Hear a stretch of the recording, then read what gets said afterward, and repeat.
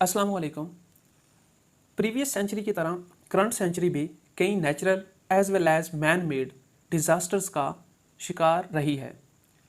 21st century का पहला decade global war on terror से भरा हुआ है, जबकि सेकंड डेकेड का एंड कोविड-19 जैसे पेंडेमिक का शिकार है। अभी कोविड-19 के पेंडेमिक से पूरी तरह नहीं निकल पाए थे कि यूक्रेन क्राइसिस स्टार्ट हो जाता है, और इन तीनों क्राइसिस ने इंटरनेशनल सिस्टम को बहुत बुरी तरह मुतासर किया है। इन तीनों क्राइसिस के अपने अपने कॉन्सिक्वेंसेज हैं। हम किसी और वीडियो में उन कॉन्सिक्वेंसेज को भी एक्सप्लेन करेंगे। करंट वीडियो में हम एक एकेडमिक एनालिसिस पेश करेंगे कि क्या यूक्रेन का जो क्राइसिस है ये वेस्टर्न एक्सपेंशन का नतीजा है या ये रशियन एग्रेशन है। दो स्कूल ऑफ थॉट हैं। कुछ लोगों का ख्याल है कि रशिया सोवियत यूनियन वाला ख्वाब पूरा करना चाहता है अगेन, इसलिए वो एक्सपेंड कर रहा है, जबकि दूसरा स्कूल ऑफ थॉट जो है वो ये कहता है कि नेटो के एक्सपेंशन ने रशियन सोवरेनिटी को चैलेंज किया है, जिसकी वजह से रशिया जो है उसने इन्वेड किया है यूक्रेन को। तो हम आज की वीडियो में इसी को डिस्कस करने जा रहे हैं। अगर हम देखें तो मिड 90s के अंदर जब 1991 में कोल्ड वॉर एंड होती है, तो कोल्ड वॉर के एंड होते ही जो रशियन फेडरेशन के प्रेसिडेंट्स होते हैं वो ये क्लेम करते हैं कि नेटो एक्सपेंड नहीं करेगा। वेस्ट के सामने वो अपनी ये रिक्वेस्ट, अपनी ये डिमांड रखते हैं कि नेटो की एक्सपेंशन नहीं होगी, और वेस्टर्न जो उस वक्त की एडमिनिस्ट्रेशंस होती हैं वो इस चीज़ को एडमिट करती हैं कि नेटो एक्सपेंड नहीं करेगा। लेकिन मिड 1990s के अंदर जब क्लिंटन एडमिनिस्ट्रेशन जो है वो नेटो के राउंड स्टार्ट करती है एक्सपेंशन के, तो ऐसी सूरत में हम देखते हैं कि रशिया बहुत अग्रेसिव पॉलिसी शो करता है। और इसकी शिद्दत ये देखें कि मिड 1990s में बोस्निया वार होती है, और बोस्निया वार के दौरान जो रशियन प्रेसिडेंट हैं बोरिस येल्सिन, वो कुछ इस तरीके से वेस्ट को मुखातब करते हुए नजर आते हैं। कहते हैं, this is a first sign of what happen when NATO comes right up to the Russian Federation's border.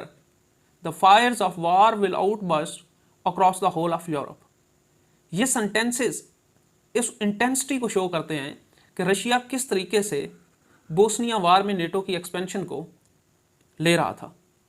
इन तमाम पॉइंट्स के मद्देनजर नेटो की दो एक्सपेंशन होती हैं, एक फर्स्ट राउंड में और दूसरी सेकंड राउंड में। इन दोनों एक्सपेंशन के दौरान रशिया का जो रिस्पॉन्स रहा वो वर्बल रहा, यानी प्रोटेस्ट तो रहा लेकिन वो वर्बल प्रोटेस्ट था। उसके बाद फिर बुचारेस्ट कन्वेंशन होती है 2008 में, आई थिंक। इस बुचारेस्ट कन्वेंशन के बाद रशियन जो वर्बल रिस्पॉन्स था ये फिर हमें फिजिकल मैनिफेस्टेशन होती नजर आती हैं। यानी अब रशिया जो है वो मैनिफेस्ट करता है अपने प्रोटेस्ट को, और पहली मैनिफेस्टेशन थी वो थी रशिया जॉर्जिया वार 2008। फिर इसके बाद हमें क्रीमिया एनेक्सेशन मिलता है देखने को 2014 में, और इसी की कड़ी फिर है यूक्रेन क्राइसिस, जो फिर 2022 में फैब के अंदर हमें ये क्राइसिस होता नजर आता है। इन तमाम चीज़ों में, इस तमाम हिस्टोरिकल पर्सपेक्टिव में हम ये कह सकते हैं कि नेटो की एक्सपेंशन हमेशा रशिया के लिए एक कोर स्ट्रेटेजिक थ्रेट रहा है। हमेशा रशिया ने नेटो की एक्सपेंशन को अपने लिए एक बहुत बड़ा खतरा समझा है, लिहाजा वो हमेशा या तो वर्बल या प्रैक्टिकल मैनिफेस्टेशन से उसको रिस्पॉन्ड करता रहा है। करंट सिचुएशन में इनका नेटो में शामिल हो जाना रशिया के लिए एक इंतहाई अहम स्ट्रैटेजिक इशू था। इसलिए रशिया ने यूक्रेन को नेटो में शामिल होने की बजाय उसको इन्वेड किया ताकि वो नेटो के अंदर शामिल ना हो सके, और इस तरीके से रशिया ने अपने स्ट्रैटेजिक जो उसके एम्स थे, ऑब्जेक्टिव्स थे, उनको अचीव किया। फिर हम ये कह सकते हैं कि बस इस सूरत में जो यूक्रेन का इन्वेजन है वो बेसिकली वेस्टर्न एक्सपेंशन का नतीजा है, ना कि रशियन अग्रेशन का। वेस्टर्न एक्सपेंशन इस कदर हो चुकी थी कि यूक्रेन के अंदर इन्फ्यूज कर चुका था वेस्ट और इसी इंटेंसिटी को देखते हुए रशिया ने अपने सिक्योरिटी इश्यूज को लेके यूक्रेन को इन्वेड किया। यूनाइटेड स्टेट और उसके जो अलाइज हैं वो स्टार्ट से ही लिबरल आइडियोलॉजी पे गामजन हैं। लिबरल स्कूल ऑफ थॉट ये कहता है कि दुनिया के अंदर एक लिबरल ऑर्डर होना चाहिए और तमाम कंट्रीज़ को उस लिबरल ऑर्डर को फॉलो करना चाहिए in terms of liberal democracy. जबकि दूसरी तरफ वो लोग हैं जो कहते हैं कि स्टेट का कॉन्सेप्ट अभी भी मौजूद है और स्टेट जो है वो अपने नेशनल इंटरेस्ट के लिए कुछ भी कर सकती हैं, और ये है रिस्ट स्कूल ऑफ थॉट। तो ये लोग भी अपना जो स्टेट को इम्पावर करने की कोशिश करते हैं कि स्टेट ही अभी भी सोर्स ऑफ या एसेंस ऑफ पावर है। यहाँ पे अगर करंट सिनेरियो में हम देखें तो जो liberal school of thought west के अंदर मौजूद है, स्पेशली अमेरिका और यूरोपीय यूनियन में, उनका ये ख्याल था या ख्याल है कि रशिया को एक्सपेंड होने से बचाया जाए। रशिया अभी भी अग्रेसिव है, ये अभी भी अपने सोवियत यूनियन वाले ख्वाब को दोबारा अचीव करना चाहता है, लिहाजा इसे काउंटर किया जाए। लिबरल स्कूल ऑफ थॉट अभी भी इसी जो है चीज़ को मद्देनज़र रखे हुए है कि सोवियत यूनियन वाला रशिया को जो ख्वाब है वो इसी सूरत में काउंटर हो सकता है कि आप रशिया को बिल्कुल इंटरनेशनल सिस्टम में उसको अलोन कर दें, उसके साथ किसी को शामिल ना, उसकी स्ट्रेंथ को ख़त्म कर दें ताकि वो फर्दर वीक हो जाए और फिर वो उन चीज़ों पे काम ही ना कर सके जो उसे दोबारा ग्रेट पावर की तरफ मूव करवाएंगे। और इसीलिए फिर वो ये समझते हैं कि यूक्रेन का जो क्राइसिस हुआ है, इसमें जो वेस्ट एक्सपेंड कर रहा था, नेटो का जो एक्सपेंशन है, ये जस्टिफाइड है। वो ये कहते हैं कि ये इसलिए नेटो एक्सपेंड कर रहा है चूंकि ये यूक्रेन को वीक करेगा और वीक करने से यूक्रेन का जो सोवियत यूनियन का ख्वाब है वो पूरा नहीं होगा, लिहाजा एक लिबरल फ्रेमवर्क पूरी दुनिया में मौजूद रहेगा। जबकि दूसरी तरफ रियलिस्ट स्कूल ऑफ थॉट है। वो रियलिस्ट स्कूल ऑफ थॉट ये कहता है कि रशिया पहले ही इतना ज़्यादा वीक हो चुका है इकोनॉमिकली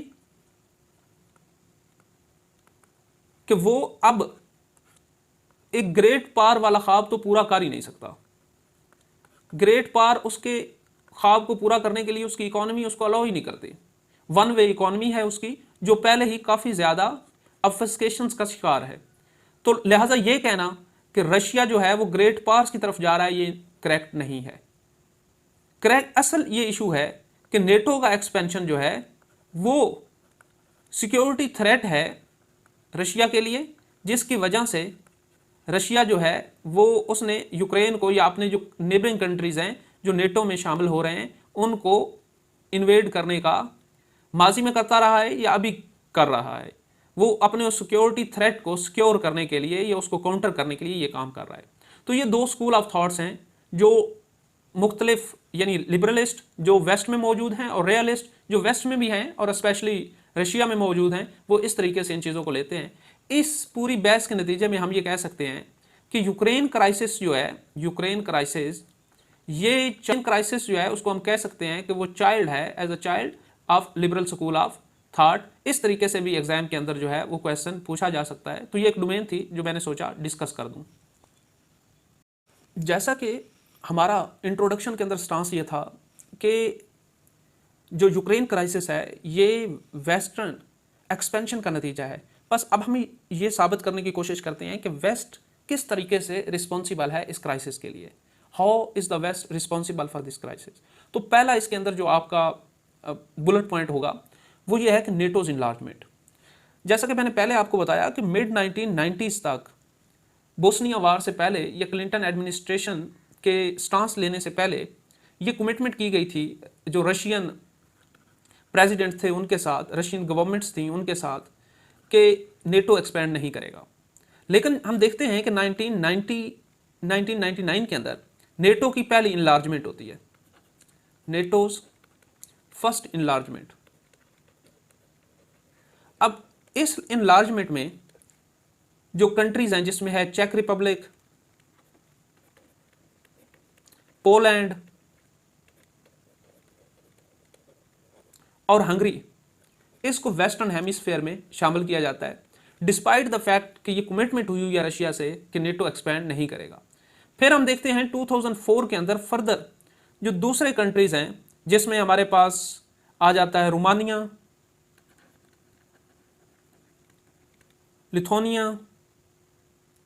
लिथुआनिया है, इसमें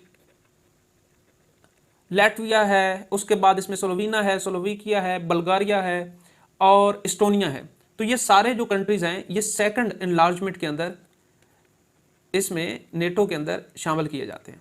फर्स्ट एनलार्जमेंट में चेक Republic, Poland, Hungary, second enlargement में रोमानिया, लिथुआनिया, लैटविया, इस तरीके स्लोवाकिया, स्लोवेनिया, बल्गारिया, ये सारे इसमें शामिल होते हैं।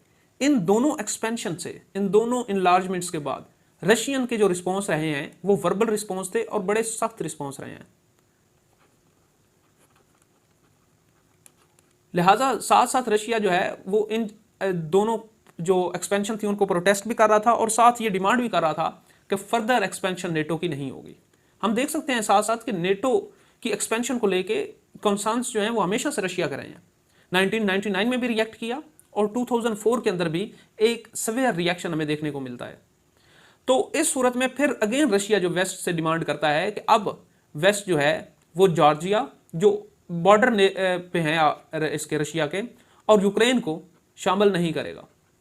लेकिन इन फ्यूचर हम देखते हैं कि फिर इन्हीं दोनों को लेके क्राइसिस होते हमें नजर आते हैं। तो पहला तो इशू था नेटो की इनलार्जमेंट, जिसकी वजह से हम ये कह सकते हैं कि वेस्ट जो है वो रिस्पॉन्सिबल है इस क्राइसिस का।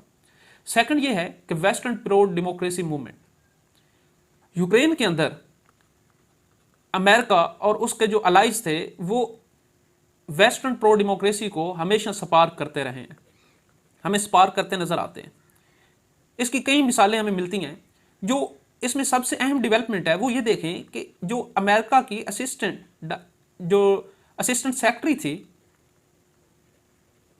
रिलेशंस की इन यूरोप एंड यूरेशिया, उसका नाम था विक्टोरिया न्यूलैंड।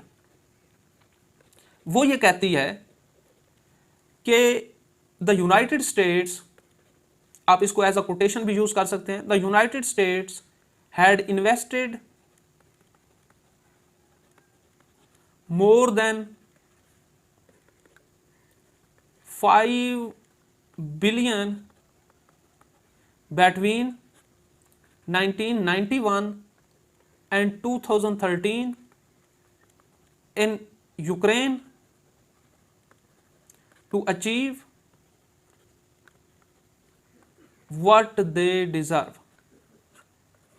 यानी यूक्रेनियन पीपल्स को मुखातब करते हुए वो ये कह रही है कि 1991 और 2013 के दरमियान $5 बिलियन जो अमेरिका ने इन्वेस्ट किए हैं यूक्रेन के अंदर, और ये किस लिए कि व्हाट दे डिजर्व, और ये जिस इंस्टीट्यूशन से किए हैं उसको पढ़ना बड़ा इंटरेस्टिंग है। और वो इंस्टीट्यूशन है नेशनल इंडोमेंट फॉर डेमोक्रेसी। तो इट मीन्स कि डेमोक्रेसी के नाम के पर वेस्ट ने ये फंड जो है ये यूक्रेन के अंदर इन्वेस्ट किया है। इसको एनईडी के थ्रू वो यूक्रेन में लॉन्च करता रहा है वेस्टर्न प्रो डेमोक्रेसी को। लेकिन जब ये देखा गया कि एनईडी सक्सेसफुल नहीं रहा, स्पेशली 2010 के अंदर जब रशियन प्रो गवर्नमेंट जो है वो यूक्रेन में आ गई, बरसरे इक़्तिदार आई रशियन प्रो गवर्नमेंट, तो फिर उस सूरत में अमेरिका ने गवर्नमेंट को, जो जिस तरह पहले वो 2008 में 2009 में कर रहा था गवर्नमेंट को फंड, उसके बजाय उसने अपोजिशन को फंड करना शुरू कर दिया और अपोजिशन को इस तरीके से फंड किया और साथ में उनसे प्रोटेस्ट करवाए। यूक्रेन के अंदर प्रोटेस्ट स्टार्ट हुए। मजे की बात यह है कि इन प्रोटेस्ट के अंदर 2 शख्सियात को देखा गया जो कि वाज़े हमें इस चीज़ की तरफ इशारा है कि ये वेस्टर्न एजेंडे पे काम हो रहा था और एक रजीम चेंज ऑपरेशन हो रहा था। एक तो न्यूलैंड, विक्टोरिया न्यूलैंड खुद मौजूद थी उन प्रोटेस्ट के अंदर। दूसरा कांग्रेस के एक सेनेटर थे जॉन मैकेलन, वो भी मौजूद थे उन प्रोटेस्ट के अंदर। तो यहाँ से भी हम ये नतीजा निकाल सकते हैं कि वेस्ट ने यूक्रेन के अंदर अपनी मर्जी का सिस्टम लॉन्च करने की कोशिश की और उसको रशियन एक जो सर्कल था उससे निकालने की कोशिश की, जिसकी वजह से रशिया इन्फ्यूरिएटेड होता है और इसी रिएक्शन में रशिया जो है वो इन्वेड कर देता है यूक्रेन को। तो इस सूरत में भी जो वेस्ट है वो प्रिंसिपली रिस्पॉन्सिबल है इस क्राइसिस का। हमारा तीसरा आर्गुमेंट ये है कि यूरोपीय यूनियन भी ईस्टवर्ड मूव कर रहा था। यूरोपीय यूनियन का इन्फ्लुएंस भी यूक्रेन और जॉर्जिया में बढ़ रहा था, जिसको देखते हुए कई दफ़ा रशियन गवर्नमेंट ने एक्नॉलेज भी किया और यूरोपीय यूनियन को वार्न भी किया कि वो इस चीज़ को, जो एक्सपेंशन है, उसको छोड़ दे। जिस प्रोजेक्ट के थ्रू यूरोपीय यूनियन एक्सपेंड कर रहा था, हुआ कुछ यूँ कि 2008 तक ये बुचारेस्ट कन्वेंशन से पहले नेटो बेजाते खुद एक्सपेंड करना चाह रहा था और शामिल करना चाह रहा था इन स्टेट्स को अपने अंदर। लेकिन जब रशियन का रिस्पॉन्सेज देखे तो ये उसको पॉसिबल नज़र नहीं आया कि रशिया इसको विदाउट फिजिकल इन्वॉल्वमेंट इसको जो है वो परमिट करेगा। लिहाजा फिर उसने काफ़ी पॉलिसी मेकर्स ने बैकडोर यूरोपीय यूनियन को इंसाइट किया कि वो यूक्रेन में इन्फ्लुएंस करे, जॉर्जिया और यूक्रेन के अंदर। तो फिर जो यूरोपीय यूनियन है ये अपना एक प्रोजेक्ट स्टार्ट करती है जिसका नाम होता है ईस्टर्न पार्टनरशिप इनिशिएटिव। इस प्रोजेक्ट में यूरोपीय यूनियन ऑलमोस्ट ये 2008 के अंदर ये प्रोजेक्ट बुचारेस्ट कन्वेंशन के बाद लॉन्च किया जाता है और इसमें यूक्रेन के अंदर यूक्रेन को इन्फ्लुएंस करने की कोशिश की जाती है और यूरोपीय यूनियन ये यूक्रेन के अंदर काफ़ी प्रोजेक्ट को लॉन्च करती है जो कि इंफ्रास्ट्रक्चरल होते हैं, जो कि प्रोग्रेसिव होते हैं, ताकि यूक्रेन जो है वो यूरोपीय यूनियन का पार्ट बने और उसके लिए फर्दर वो लॉ मेकिंग की तरफ भी इन्वेस्ट करती है। इन तमाम चीज़ों को फिर रशियन एक्नॉलेज कर जाते हैं, वो समझ जाते हैं कि असल में ये किस प्रोजेक्ट का हिस्सा है। ये पहले तो यूरोपीय यूनियन और फिर उसके बाद अल्टीमेटली ये नेटो की तरफ ही प्रोजेक्ट जाएगा। तो इन चीज़ों को दर्द करने के बाद रशियन फिर खुद यहाँ पे ऑफर करते हैं, ट्रेड एग्रीमेंट करते हैं यूक्रेन के साथ, ताकि वो इससे जो यूरोपीय यूनियन के एग्रीमेंट्स हैं उनसे निकल जाएं। ऑलमोस्ट ये $15 बिलियन का ट्रेड एग्रीमेंट होता है जो यूक्रेन के साथ किया जाता है रशिया की तरफ से। तो यहाँ भी हम फिर इस पॉइंट के अंदर भी देख सकते हैं कि यूरोपीय यूनियन भी पॉलिसी के तौर पर, नेटो की पॉलिसी के तौर पर फिर इन्फ्लुएंस करने की कोशिश करता है इसके अंदर, यूक्रेन के अंदर। और यही वजह है कि फिर इसमें भी रशियन बड़े एग्रेसिव रहते हैं। वो भी इस चीज़ को देख रहे होते हैं कि नेटो जो है वो किसी ना किसी तरीके से यूक्रेन को शामिल करना चाह रहा है। इट मीन्स कि नेटो की जो अटेंशंस हैं वो यूक्रेन की तरफ ही हैं। फिर रशियन भी इस चीज़ को लेते हैं और फिर ये उस वेस्टर्न एक्सपेंशन को काउंटर करने के लिए फिर पहले तो ट्रेड एग्रीमेंट्स करते रहते हैं यूक्रेन के साथ, लेकिन जब अल्टीमेटली यूक्रेन नेटो में शामिल होने का इरादा करता है तो फिर रशिया उसको इन्वेड कर लेता है। तो ये वाला पॉइंट भी हमारा जस्टिफाई करता है वेस्टर्न एक्सपेंशन को, जिसके नतीजे में फिर जो यूक्रेन को रशिया इन्वेड करता है। इन तमाम इन्वॉल्वमेंट के बाद अगेन यूनाइटेड स्टेट जो रशिया के साथ है वो मिलिट्री एग्रीमेंट्स और जो दूसरे ट्रेड एग्रीमेंट्स हैं वो स्टार्ट रखता है, जिसकी एक प्रैक्टिकल मैनिफेस्टेशन हमें जो ट्रंप का इरा है उसके अंदर देखने को मिलती है 2017 में, जब ऑपरेशन सी ब्रेज होता है। ये सी ब्रेज ऑपरेशन जो है ये एक मिलिट्री एक्सरसाइज होती है ब्लैक सी के अंदर, और हमें मालूम है कि ब्लैक सी की कितनी अहमियत है रशिया के लिए। ब्लैक सी में ये एक्सरसाइजेज होती हैं और ड्यूरिंग दीज एक्सरसाइजेज एक ब्रिटिश नेवल शिप जो है वो रशिया के टेरिटोरियल वाटर के अंदर दाखिल हो जाता है। ये एक बहुत बड़ा ब्लंडर होता है। टेरिटोरियल वाटर में वो दाखिल होता है और ये रशिया के लिए भी और वेस्ट के लिए भी बहुत ज़्यादा हार्मफुल था, क्योंकि यहाँ पे कोई फिजिकल एक्शन भी हो सकता था, लेकिन रशिया इसको डिप्लोमेटिक तरीके से डील करता है और उस नेवल की मूवमेंट को जो वेस्ट है उसके सामने रखता है। अगेन फिर ये होता है कि इन्हीं एक्सरसाइजेज के बाद जो यूनाइटेड स्टेट है ये यूक्रेन के साथ 1-to-1 डील में आ जाता है और US Ukraine strategic partnership start करता है। अभी ये प्रोजेक्ट लॉन्च करना ही चाहता है यूनाइटेड स्टेट। ये जो पार्टनरशिप है ये बाइडन एडमिनिस्ट्रेशन के दौर में स्टार्ट होती है, यानी Biden administration US Ukraine strategic partnership start करते हैं। ये वाला प्रोजेक्ट फर्दर फ्यूल करता है ऑलरेडी इंटेंस जो सर्कमस्टांसेस हैं उनको, और फिर इसके नतीजे में हम देखते हैं कि फेब 2026 में ऑलमोस्ट ये इन्वेजन हो जाती है। रशिया जो है वो अपनी फोर्सेस को डिप्लॉय कर देता है यूक्रेन के अंदर। एक लास्ट पॉइंट है जिसके अंदर a threat to Russian ideology कि ये जो वेस्टर्न एक्सपेंशन थी नेटो, यूक्रेन का नेटो में शामिल होना, ये रशिया के लिए आइडियोलॉजिकल थ्रेट भी था। कुछ एनालिस्ट ये कहते हैं कि अगर यूक्रेन नेटो में शामिल हो जाता है तो फिर नेटो जो है वो बिल्कुल रशियन बॉर्डर पे आ जाएगा और फिर वो रजीम चेंज ऑपरेशन भी स्टार्ट कर सकता है रशिया के अंदर। लिहाजा रशिया की आइडियोलॉजी को, जो कि एक सोशलिस्ट स्कूल ऑफ थॉट है, उसको भी खतरा हो सकता है नेटो के यूक्रेन में आ जाने से। इसलिए भी रशिया ने फिर इस पे अग्रेसिव रिस्पॉन्स दिया है, क्योंकि ये इसके पीछे रशियन आइडियोलॉजी पूरी जो थी वो खतरे में थी। इसकी वो डिटेल जो हमें इस आर्गूमेंट के सपोर्टिव सेंटेंसेस है वो यहाँ से मिलते हैं कि जो national endowment for democracy institution था, उसके जो सदर हैं, प्रेसिडेंट थे जो ग्रिशमैन, वो एक आर्टिकल लिखते हैं 2013 के अंदर वाशिंगटन पोस्ट में, और इस आर्टिकल के अंदर वो ये क्लेम करते हैं कि उसके सेंटेंसेस कुछ इस तरह से होते हैं कि Russia to face a choice and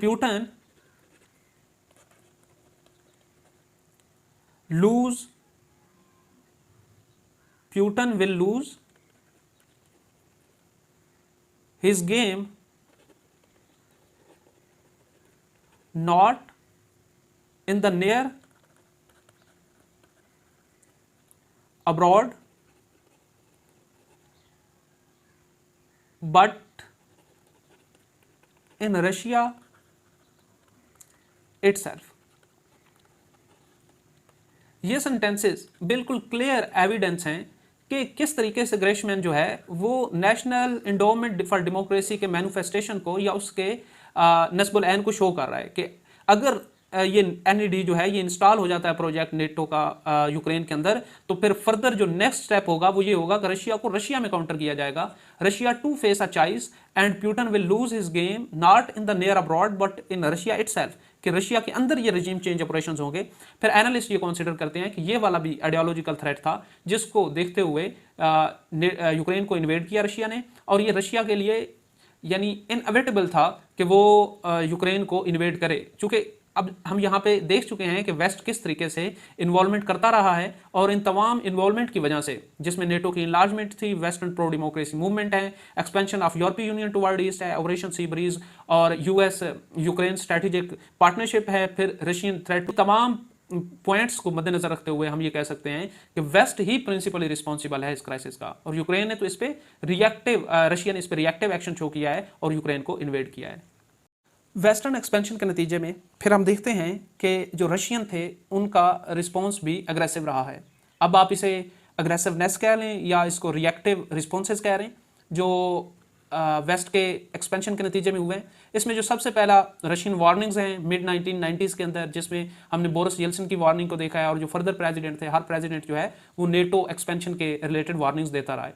फिर बुचारेस्ट कन्वेंशन होती है 2008 में, उसके ऊपर फिर रशिया बहुत ज़्यादा अग्रेसिव जो है वो अपनी पॉलिसी शो करता है, और फिर बुचारेस्ट कन्वेंशन के बाद फिर जब प्यूटन और बुश की मुलाकात होती है तो उसमें प्यूटन बाकायदा बुश से ये कहता है कि अगर यूक्रेन को या जॉर्जिया को शामिल करने की कोशिश की गई तो हम इनको इन्वेड कर देंगे, डायरेक्ट अल्फाज हैं, और ये हमें देखने को मिलते हैं बुचारेस्ट कन्वेंशन के बाद। फिर इसी के कॉन्सिक्वेंसेज में फिर रशिया जॉर्जिया वार भी होती है 2008 के अंदर। फिर रशिया जो है वो सेपरेटिस्ट मूवमेंट स्टार्ट कर देता है जॉर्जिया के अंदर, और वहाँ से फिर हम देखते हैं कि जॉर्जिया फिर आखिरकार सरेंडर कर देता है और ये नेटो में नहीं शामिल होता। जबकि दूसरी तरफ हम 2014 में क्रीमिया का एनेक्सेशन देखते हैं यूक्रेन से, तो ये भी इसी तरह सेपरेटिस्ट मूवमेंट स्टार्ट होती हैं जब यूक्रेन वहाँ पे शामिल होने की मतलब कंप्लीट प्लानिंग के अंदर होता है। तो फिर इन्हीं को मद्देनजर रखते हुए फिर यूक्रेन के जो अपने डॉनबास का एरिया है और जो बाकी सेपरेटिस्ट एरिया है वहाँ पे रशिया फंडिंग करता है, और फिर उसको ताकि यूक्रेन के अंदर एक सेपरेटिस्ट जो सेंस है वो रहे, एक मूवमेंट्स रहें, ताकि वक्त आने पे उन्हीं को फ्यूल किया जाए, और फिर वहाँ पे जो एक डिसइंटीग्रेशन है उसको पैदा करके वहाँ उसको यूक्रेन पर प्रेशर डाला जाए एडमिनिस्ट्रेशन और गवर्नमेंट पर, ताकि वो वेस्ट में या नेटो में शामिल ना हो। इस क्राइसिस का वे फॉरवर्ड क्या हो सकता है, कौन से पॉसिबल सोल्यूशन हैं जो यूक्रेन क्राइसिस से हमें निकाल सकते हैं। उसमें पहला ये है कि यूक्रेन जो उसका आइडिया है नेटो में शामिल होने का, उसको रिवोकेट करे। रिवोकेशन ऑफ नेटो मेंबरशिप होगी तो तब ही आगे डिप्लोमेटिक रिलेशन वो कायम करेगी रशिया के साथ यूक्रेन, और फिर इसी तरीके से वेस्ट के साथ। लेकिन सबसे पहले उसे इस चीज़ को तर्क करना होगा कि वो नेटो के अंदर शामिल नहीं होगा। यूक्रेन बफर स्टेट के तौर पे काम कर सकता है, जैसे सीरिया कर रहा है। दोनों वेस्टर्न और रशियन, इसी तरीके से जो मिडल ईस्ट की पावर्स हैं वो इन्वॉल्व हैं सीरिया के अंदर, लेकिन सीरिया एक बफर स्टेट के तौर पे काम कर रहा है, किसी पार्टी की मुकम्मल तौर पे वहाँ पे जो हम कह सकते हैं एम्पावरमेंट नहीं है।